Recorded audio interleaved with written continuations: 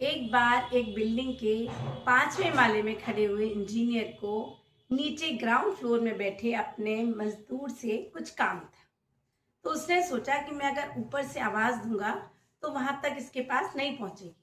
तो मैं ऐसा करता हूँ कि एक 10 रुपए का नोट नीचे फेंकता हूँ, तो ये उसको देखकर ऊपर देखेगा और मैं इसको बुला लूंगा। तो उसने ऐसे ही करा कि एक 10 रुपए का नोट निकाला और नीचे फेंका। नीचे बैठे मजदूर ने वो 10 रुपए का नोट देखा और चुपचाप से अपनी जेब में रख लिया। अब इंजीनियर ने सोचा कि इसने ऊपर नहीं देखा, हो सकता है 10 रुपए का नोट थोड़ा कम है, मैं इस बार 100 रुपए का नोट फेंकता। तो फिर इंजीनियर ने इस बार 100 रुपए का नोट फेंका, लेकिन मजदूर ने फिर 100 रुपए का नोट देखा और चुपचाप से उठा के उसको अपनी जेब में रख लिया। अब इंजीनियर को गुस्सा ही, उन्होंने कहा ये तो ऊपर देख ही नहीं रहा है, चलो इस बार मैं ऐसा करता हूँ 500 रुपए का नोट फेंकता हूँ, अब ये जरूर ऊपर देखेगा।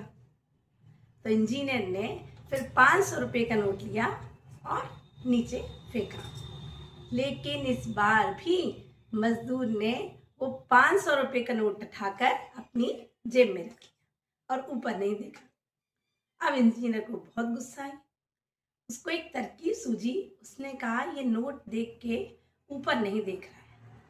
एक छोटी सी कंकड़ी उठाई उसने और अब की बार कंकड़ी नीचे फेंकी। कंकड़ी सीधे जाके मजदूर के सिर पर लगी।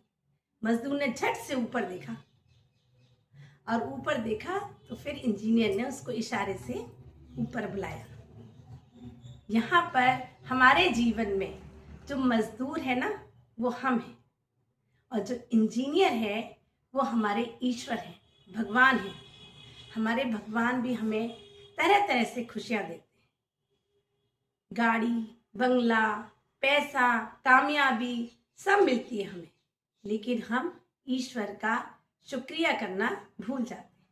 हम अपनी खुशियों में ही व्यस्त रहते हैं, लेकिन जब कभी दुख, परेशानी या कोई कष्ट आता है ना, तो हम झट से ऊपर देखते हैं और कहते हैं हे भगवान ये क्या किया।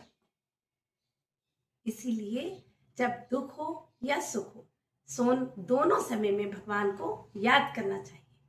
कबीरदास जी ने कितना सही कहा है कि दुख में सुमिरन सब करें, सुख में करे न कोई।